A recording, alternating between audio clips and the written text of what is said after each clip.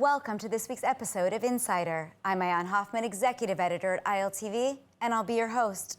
Why do some Christians passionately support Israel, while others remain distant or even critical?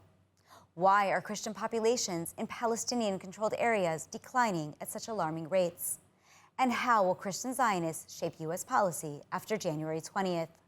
In this episode of Insider, we explore the world of Christian Zionism in 2024 with three guest experts: Ilse Strauss, News Bureau Chief of Bridges for Peace; Major A.Y. Katsof, Founder and Director of the Heart of Israel; and Pesach Wolicki, Executive Director of Israel365 Action.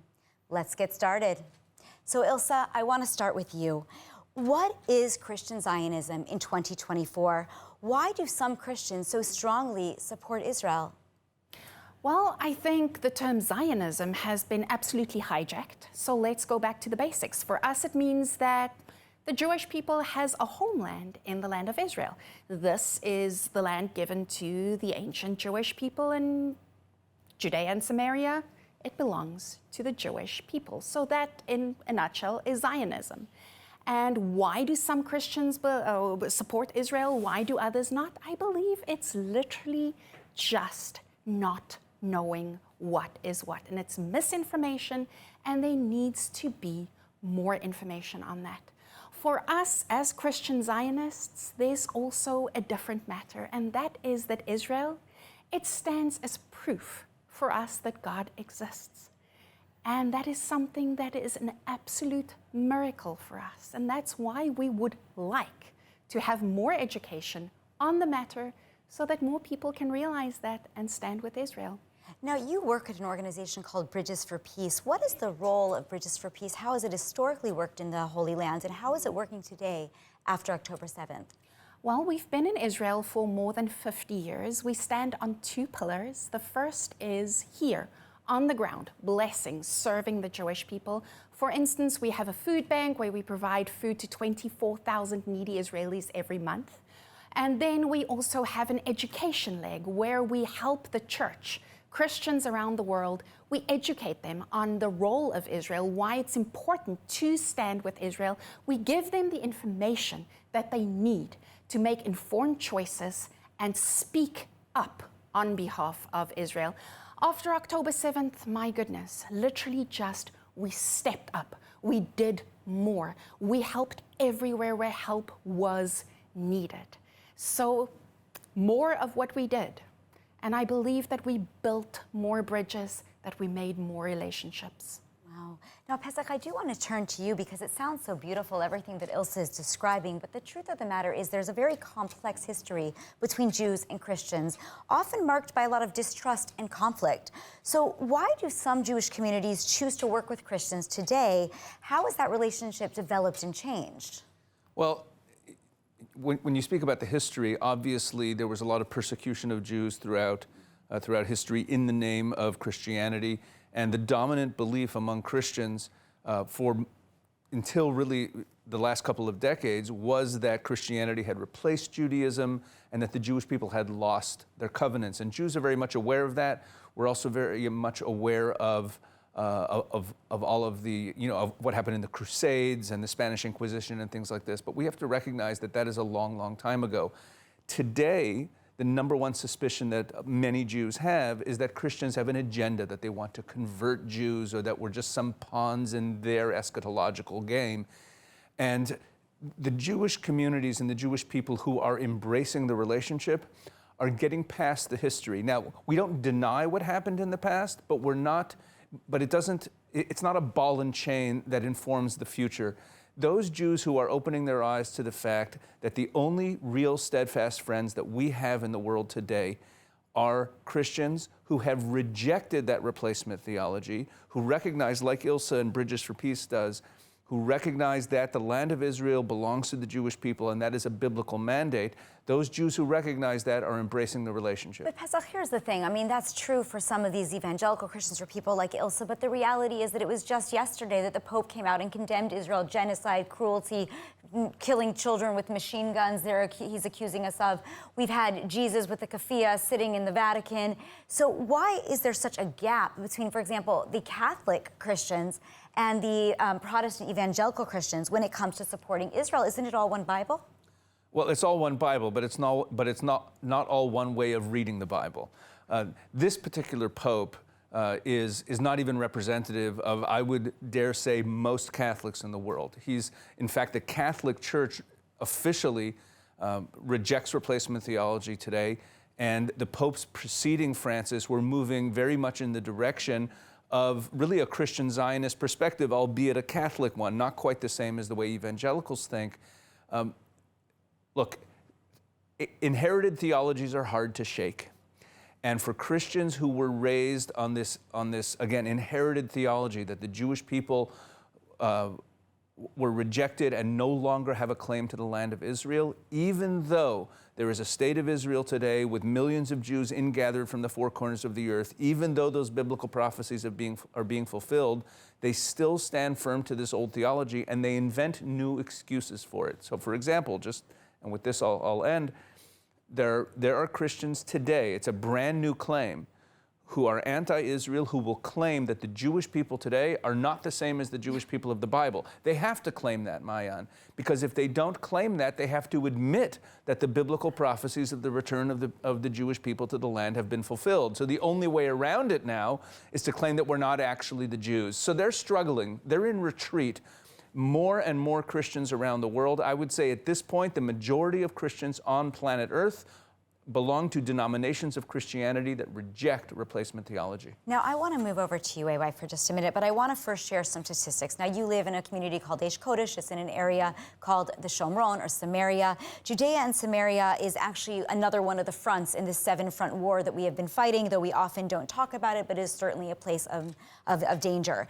Now, according to the Jerusalem Center for Security and Foreign Affairs, violence, lack of enforcement, and religious coercion have actually led to an 80 to 90% decline of the Christian population in major cities like Bethlehem, for example, in Judea and Samaria, or in Area A of the West Bank. I was just there. I was just in Bethlehem, and there are almost no Christians. So, AY, what is happening to Christians in these areas? Where have they gone? What is really driving them away? All right, so I actually happened to do my master's in Tel Aviv University in Middle Eastern Studies. I wrote many papers about Christians and Muslims in the Middle East. And actually, just this week, we saw the videos of the alcohol stores in Syria being completely destroyed. Now, that's not something new. That's something that happened in Gaza when Hamas overtook Gaza.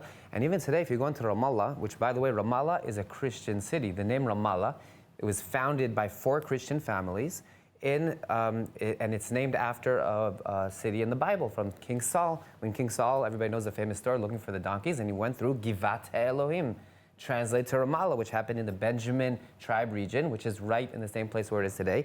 And by the way, if you go into Ramallah, there's a big entrance where there's 4 big lions. Those represent the 4 Christian families that founded Ramallah. A little while ago, somebody from Hamas connected to ISIS went and tried to destroy them, tried to erase the history. No, there was never Christians in Ramallah. Until today, you go in, besides a couple ancient old churches that they still preserve to bring tourists, you see almost no Christians there today. Most communities in Ramallah, it's actually illegal to drink alcohol, except for the old city and a couple other areas. And that's what's happening today. Actually, Israel is probably the only country in the Middle East that the Christian population is growing. By 0.6%, according to the Central Bureau of Statistics in 2023. And even in Israel, you have more and more Israeli Arab Christians that are joining the IDF, that want to fight for Israel, that feel more connected. You go into the hospitals, you meet the doctors, the nurses. In university, you see them. And it's growing and growing. Now, you ask, where do they go? In Lebanon, for example, any Christian, basically in the past 50 years that could get out, they went to Europe, they went to Canada. So where are the ones in the West Bank going? Anywhere they could. Anywhere they can. They're all emigrating outside of Israel. So, AY, tell me about this. Because the United States has a very different population of Christian supporters of Israel, very strong, like the Ilse model of Christian Zionists. And we see that even in the incoming Trump administration, the people who elected him, Huckabee, who will be our ambassador here as an evangelical Christian. Now, you built this amazing winery at the top of Eish Kodesh, and a bed and breakfast. And I understand that there were a lot of Christian Zionists who actually supported this dream of having a place for Jews to thrive on a hilltop in the Shomron. Tell me a little bit about that. Short. maybe that's why I'm a little bit scared about the destroying of the alcohol shops, because I do grow you run grapes. a winery, yeah. And just like it says in Jeremiah, "And thou shalt plant grapes in the mountains of Samaria," we came back, we planted grapes, and even Ilse's husband, during the war, when I was called up, and my winery basically was declining, Ilse's husband came out of nowhere, and he helped build, he helped plant, and the winery today is what it is today. A big part of it is Ilse's husband, Henry, who came and made that happen. And there's an organization called Hayovel that also comes right to help harvest the grapes. So also Hayovel, Christians. I would say they're from like Tennessee and Texas area. They brought Kansas City also, I think. And Kansas, yeah. They brought it to Judea and Samaria, to the showroom. If you come to my winery, you will feel that you are in Texas. We're like the wild, wild Middle East. And you're able to drink quality wine and drink what we call liquid prophecy, as it says on my hat. And we're inviting everybody to come and taste it, not just read about the Bible, but to taste the Bible. Come and taste the Bible. Now, I want to look ahead to Donald Trump. He's going to be entering office on January 20th, and there are a lot of high hopes for the communities of Judea and Samaria. Pesach, what changes do you expect under his administration? Are we talking about sovereignty over these areas, one-state solution? What is this going to look like? Well, first of all, Donald Trump is not going to do anything that the Israelis aren't calling for themselves. So until the Israeli government is willing to look at Judea and Samaria and say simply, this is ours and it always will be, until they're willing to do that, don't expect Donald Trump to be more of a Zionist and more in favor of sovereignty in Judea and Samaria than the Israeli government. Donald Trump is not an ideologue. He's not a Christian Zionist. That's not where he's coming from. But Donald Trump believes in peace through strength, and he wants peace and security for everyone. And he said in a Time magazine interview back in April, and then he said again last week, that he's not opposed to a two-state solution, but he doesn't think it'll work in the current environment, and he's open to other options. If we look at the people appointed around Donald Trump, they're all people who understand that the bad guys need to be disincentivized so that they don't commit acts of terrorism. Terrorism, a misunderstanding about terrorism that the Trump administration understands and Trump himself understands, is that terrorism does not come from despair. We're always told that. That's not what breeds terrorism. It's actually the opposite. Terrorism comes from hope. As long as terrorists think that they have hope that they will make progress in their political objectives, there will be more terrorism. And that's why under the Trump administration, when he defunded the Palestinian Authority because they were funding terrorism, we saw the lowest terrorism in Israel's history. I think we can expect more policies like that. I wouldn't jump so fast to think that they're going to be pushing for sovereignty. Well, let me ask you that question, Ilse, because, you know, Mike Huckabee, as we talked about, is going to be the ambassador. He's nominated to be the ambassador. He's a very strong evangelical Christian who has supported the idea of the biblical heartlands of Israelis, or Jews, I should say, living in Judea and Samaria. How do Christian Zionists view the biblical heartlands? I mean, do you believe that we already have sovereignty? Do we need a new annexation? Do we need any legal changes for us to live and thrive there? Well, I think it goes back to what Pesach said. It's not something that we can decide about, but yes, we see Judea and Samaria as absolutely special. We see it as the heartland, the biblical heartland, where 80–90% of the Bible was either played out, it was the stage on which the scriptures played out. So how special is that? Going back to what AY said, it's absolute liquid prophecy, and that's why we jumped in with that. And we want to be part of that. We want to walk out and see that prophecy being walked out. So yes, it takes such a special place in our hearts because we know what a special place it has in your hearts. Now, Ilse, the thing is, there is this very, this declining Christian population in the other areas, in the areas that are not Jewish, but actually, as we said, the areas that are being controlled by the Palestinian Authority or by Hamas. I was reading this morning, there were 5,000 Christians before 2007 in Gaza. Today, there are 1,000 under Hamas rule. It's a very big difference. Are Christian Zionists aware of that, and are they doing anything to fight for their own Christian brethren in this land? I think not enough. And this is something perhaps that we need to push stronger. I mean, if you look at the rest of the world, there's not even an awareness of that under the Palestinian Authority, under Hamas. And frankly, to be blunt about this, why? No Jews, no news. The Jews didn't do that, so who cares? So maybe the time has come for Christian Zionists to stand up and push this agenda so that more people can be aware of what the Palestinian Authority and Hamas, they do to our brothers and sisters. Pesach. What role do Christian Zionists play in shaping U.S. policy toward in Israel? How influential do you think their views are going to be with the next administration, with the Abraham Accords, as we move forward? Take Trump out of the picture for a minute and respond to whether or not some of these figures could change the policy. Well, I don't know how much we can take Trump out of the picture. When we look at Trump's first administration, when he moved the embassy, he made it very clear in public statements at the time and since then that he did not move the embassy because of Jewish pressure. The Jewish organizations were not pressuring him to move the embassy. Well, and that's why I say take Trump out of the picture. He makes his decision based on who's voting. It was because of the Christians. Right. And he even said that it was a gift to the Christians. And now the appointment of Mike Huckabee is actually a sea change. Maayan, the ambassadors of the United States to Israel since the 90s have almost all been Jews. There was one very briefly, Cunningham, for a couple months, who wasn't Jewish. And before that, it was all career diplomats, career State Department types. Mike Huckabee is not a career diplomat. He's not coming from the State Department. The only reason he was chosen as ambassador to Israel is because he is a Christian Zionist. So that is a signal. If you want to ask the question, how much influence are Christian Zionists going to have on American policy, you have the answer right there.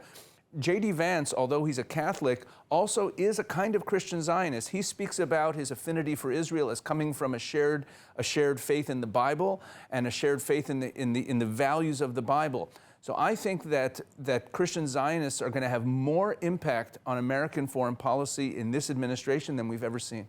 Wow. Now, Ewa, I want to turn to you. Maybe you can address this. The long-term vision for cooperation between Jews and Christians in Judea and Samaria. What is that vision? Are there specific projects, goals, shared values that you believe are going to be happening going forward or that should happen? So I would say, first of all, I think that the default is the relationship between us and the Christians, the shared values that we have, the Bible and everything. The default is very strong. What people don't realize is the billions and billions of dollars that Qatar is investing in the United States, in the education department, in the universities. Fruit come out of that. And then when you have somebody that's sitting in Harvard University, and in one hand he's having a pro-gay flag, and the other hand he's having a pro-Hamas flag, and you try to talk to him, and those are the fruit of the billions of dollars of Qatar, the anti-Israel. And for when I, for example, travel in Africa, where Qatar does not invest there, and you meet all these Christians, also Catholic, they're all pro-Israel, they're all pro-Jews in Israel. For them, it's obvious, it's just a natural thing. Of course, Jews come from Judea. That's why it's called Judea. You don't need to be a genius to figure that out. And when you ask where I see the future, we're talking about trending. We're talking about the Christians going down in certain areas. In our area, in Israel, especially in Judea and Samaria, the trend is on a huge, huge up, even more than Bitcoin. And I would say now, the majority of my visitors are actually Christians coming to Judea and Samaria, coming with buses, visiting, tasting the liquid prophecy, seeing the land, walking through the vineyards. We have right now Hanukkah's coming up. We have a huge group coming in, and they're all coming there to see it. And I think that facts on the ground, that's our vision, that's the future, and that will make us much stronger, better, and brighter future for times to come. Now, we're going to run out of time, but I want to give everybody a chance to answer one final question. And the question is this. We have 1 million viewers a day on our ILTV news program. And of those, about at least 40 to 50% are actually Christian or non-Jewish supporters of Israel. Send them a message. Pesach, in 30 seconds, what is the message that you want to send to our viewers? My message to Christians is stand up for the Jewish people. Be loud, be proud. The pro-Hamas supporters are a tiny little fringe minority, but they've taken the street. We need Christians not only to pray for Israel, but to be out there in public, standing up, making their voices heard. It will matter a lot to the Jewish community, and you'll see more and more Jewish hearts open to the relationship if Christians will do that. AY. It's amazing what you said, pray for Israel. When I travel around, I see there's so many churches praying for Israel, reading Psalms, praying for the peace of Jerusalem, praying for the peace of Judea and Samaria. And my message would be, we love your prayers, we feel them, we really feel them. Come for yourself. Put boots on the ground, come to the land, see it for yourself. And we're waiting to greet you and let you taste some liquid prophecy. And Ilse, here we are, Christmas Eve. This program is coming out. A Christian living here in Israel. For how long are you here? 7 years. 7 years. Tell us the message that you want to send to all of your Christian Zionists abroad. Yes to both what you said. On top of that, make sure you know, educate yourself. Yes, pray. Yes, come. Educate yourself. Make sure you have the facts. You can't stand in front of someone who comes with an accusation of genocide and your answer is, yes, but it's God's chosen people. Have the facts on the ground. Listen to people in the know. Listen to the 2-hour lectures. Make sure you are an expert. Yes, your voice matters. So make sure that when you have that 30 seconds, you use it wisely. Thank you. Well, that's unfortunately all the time that we have this evening. I want to say thank you to our guests. For more information about ILTV, visit iltv.tv, where you can download our app and subscribe to our newsletter. Thank you for watching Insider. Have a safe and pleasant evening.